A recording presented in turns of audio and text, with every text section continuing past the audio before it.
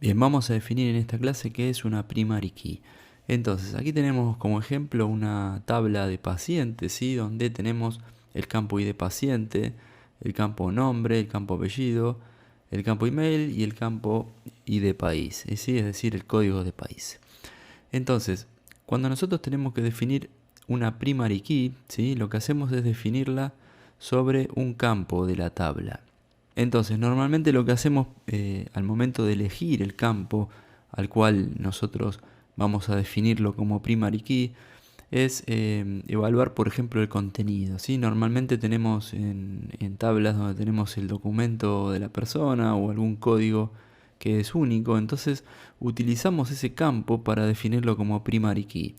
En este caso, en el ejemplo, ¿sí? Está definido el campo ID paciente como primary key, ¿sí? Porque son valores que no se repiten, ¿sí? Entonces la primary key lo que hace es identificar de manera unívoca un único registro, ¿sí? ¿Por qué, por ejemplo, nosotros no elegimos el campo, en este caso el campo nombre como primary key? ¿Por qué? Porque el nombre puede tener nombres que se repiten, como en este caso, que hay un paciente que se llama Juan Manuel y hay otro que se llama Juan Manuel también con distinto apellido. En este caso, el requisito para que este campo nombre sea primary key es que los valores no se repitan, ¿sí?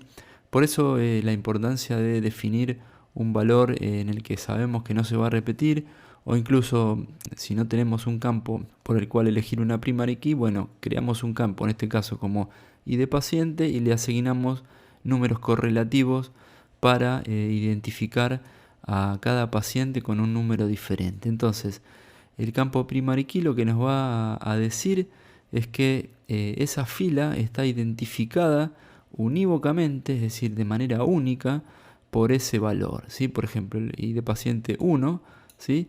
Es este paciente, Jorge Rodríguez, y no hay otro, es este paciente, ¿sí? El que está identificado por la primary key ID paciente número 1, ¿sí?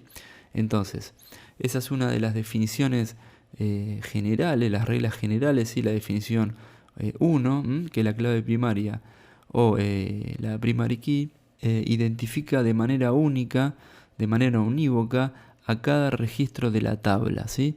No hay repeticiones. Entonces, como segundo punto podemos decir que el valor que contiene la columna definida como primary key debe ser único, ¿sí? No se puede repetir. Como tercer punto lo que podemos decir es que el valor debe ser not null, es decir que no permitirá valores nulos. ¿Y esto por qué? Claramente porque el campo es primary key. Entonces al ser primary key debe contener un valor para poder identificar al registro de manera única.